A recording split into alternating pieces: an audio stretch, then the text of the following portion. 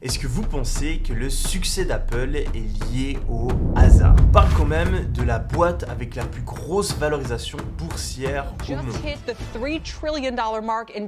qui dépasse actuellement les 2,3 trilliards de dollars. Regardez à l'écran, c'est juste énorme. Je sais pas si vous le réalisez, mais par comparaison, Nike, c'est 230 milliards de dollars. Et ouais, Nike, c'est 10 fois plus petit qu'Apple. Et tout ça sans oublier qu'Apple a une des bases de fans les plus loyales au monde. Des milliers de personnes sont littéralement prêts à prendre une tente et dormir seuls dans la rue toute la nuit pour faire partie des premiers à obtenir le nouvel iPhone. Hab mich drauf gefreut, wieder viele Leute zu treffen. C'est juste dingue. Au cours de l'histoire, on n'a jamais vu un tel engouement pour une marque. Alors je vous répète la question, est-ce que vous pensez que c'est dû à la chance? Eh bien oui, Steve Jobs était en fait une des personnes les plus chanceuses au monde. C'est comme ça qu'il a réussi à créer une entreprise avec autant de succès. J'espère que cette vidéo vous a plu. On se retrouve très prochainement pour les prochaines. C'était Yomi. Allez, ciao!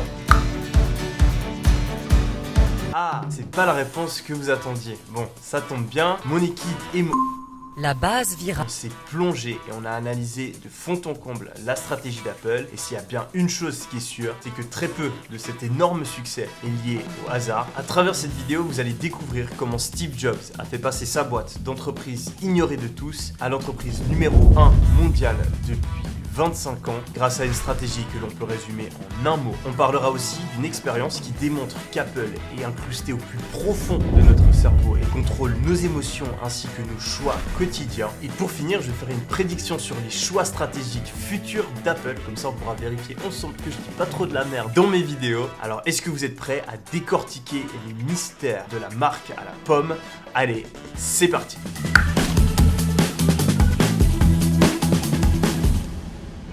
Nous sommes en 1976 et trois hommes viennent de se rassembler dans un garage. Leur nom, Steve Jobs, Steve Wozniak et Ronald Wayne. Ensemble, ils vont faire un choix qui va complètement transformer leur vie. Créer Apple.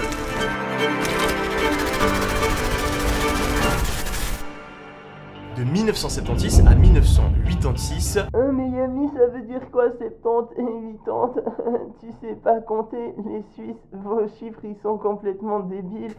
Et ouais, dans cette vidéo, vous allez apprendre les chiffres suisses. De 1976 à 1986, ces trois entrepreneurs vont sortir divers produits, comme l'Apple One, l'Apple II ou encore le Macintosh. Et ils font des ventes régulièrement, l'entreprise connaît une bonne croissance. Sauf qu'en 1986, il va se passer quelque chose de terrible. Suite à des conflits internes, Steve Jobs se fait virer d'Apple. Et ouais, aussi étonnant que cela puisse paraître, le fondateur et CEO se fait virer de sa propre boîte. Dans les années qui suivent, Apple va sortir de nombreux produits, dont certains qui connaissent un certain succès, tels que le PowerBook en 1990. Mais il y a un problème, entre 1996 et 1997, la boîte est en train de sombrer petit à petit. J'ai mal.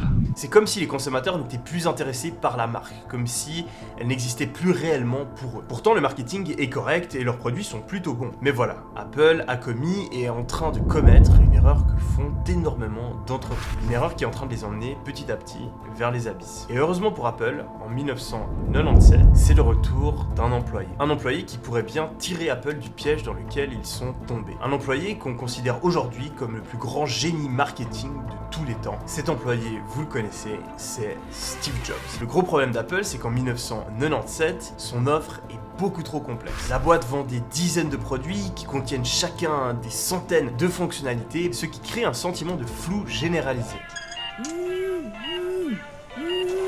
Stop the fog with Optifine. Personne ne sait dans quelle direction aller car il y en a tout simplement trop. Et ça, Steve Jobs l'a bien compris et c'est pour ça qu'il revient avec une et seulement une stratégie, la simplification. C'en est fini du superflu. Désormais, Apple se concentrera sur l'essentiel et tout ce qui n'est pas vital sera supprimé. Première étape, le nombre de produits. Et ouais, il y en a trop. Rendez-vous compte, la plupart des utilisateurs Apple ne savaient même pas à quoi servaient la plupart de leurs produits. C'est pour ça que Steve Jobs prend une décision radicale, supprimer 70% de la gamme de produits. En quelques mois, ils sont passés de ça à ça. Désormais, ils se concentrent uniquement sur deux catégories de clients, les consommateurs classiques et les professionnels. Et ça va ramener la gamme de produits d'Apple autour de 4 produits: l'iMac, le Power Mac, l'iBook et le PowerBook.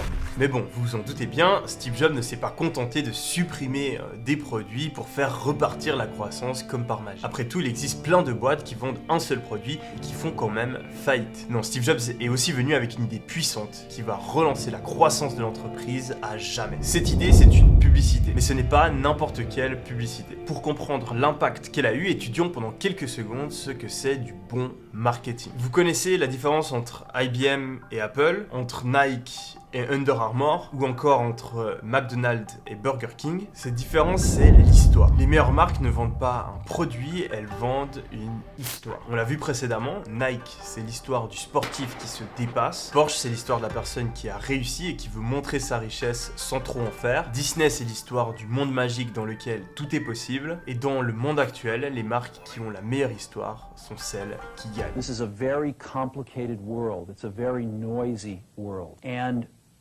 we're not going to get a chance to get people to remember much about us. No company is. And so we have to be really clear on what we want them to know about us. Oui, Apple est une grande marque, mais même une grande marque a besoin de soins et d'attention pour rester en vie. Il faut que les gens sachent qui est Apple et pourquoi ils se battent. Et c'est ça que Steve Jobs a ramené en 1997. Il a ramené l'histoire Apple. Non, Apple c'est pas simplement une boîte d'ordinateur qui permet aux gens de faire leur travail. Apple c'est une entreprise qui croit que les gens avec une passion peuvent changer le monde pour le rendre meilleur. Et c'est ça en quoi ils croient.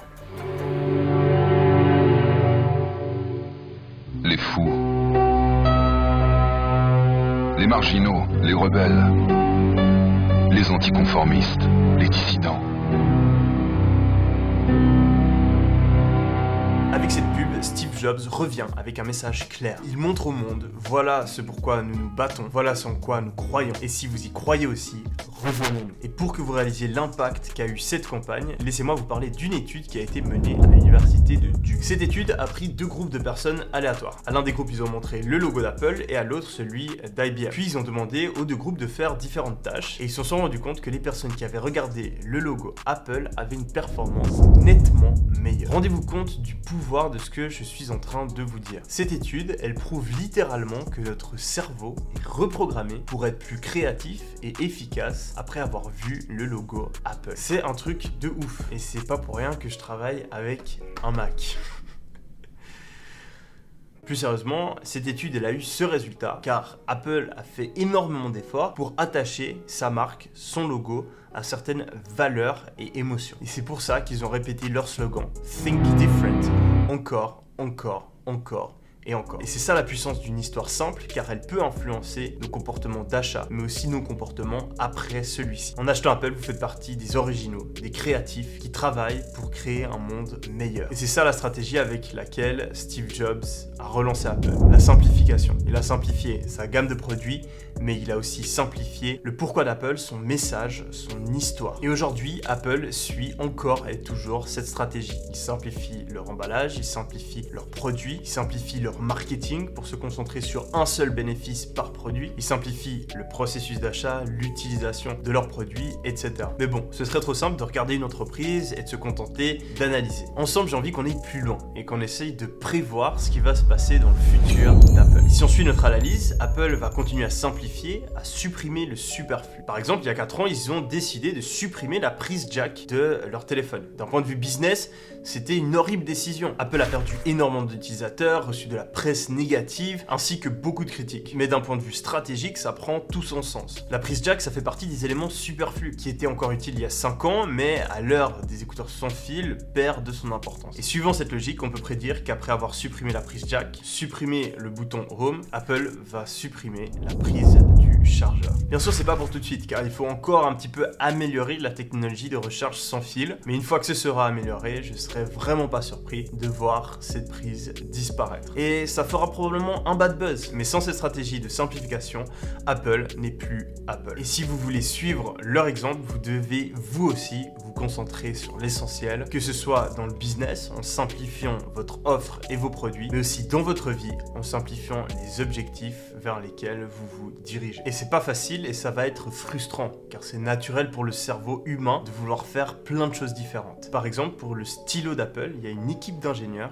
qui a passé plusieurs mois afin de le calibrer d'une manière à ce qu'on voit toujours le logo de la marque à la pomme. Pourtant, Apple n'en parle jamais, car ça ne fait pas partie de l'essentiel. Imaginez la frustration quand vous êtes ingénieur et que vous passez la moitié de votre année à faire quelque chose qui ne va pas être mentionné ni remarqué une seule fois et va être ignoré par l'écrasante majorité des consommateurs. Et bien ça, c'est un exemple parfait du prix à payer quand on est obsédé par aller à l'essentiel. C'est facile de rajouter des choses, tout le monde fait ça, mais c'est beaucoup plus difficile de supprimer ce qui est bon pour garder uniquement ce qui est excellent. Mais si vous êtes capable de le faire, vous êtes sur la bonne voie car vous êtes en train de répliquer la stratégie qui a permis de faire d'Apple l'entreprise la plus puissante au monde. J'espère que cette vidéo vous a plu. On se retrouve très prochainement pour les suivantes. C'était Yomi. Allez, ciao!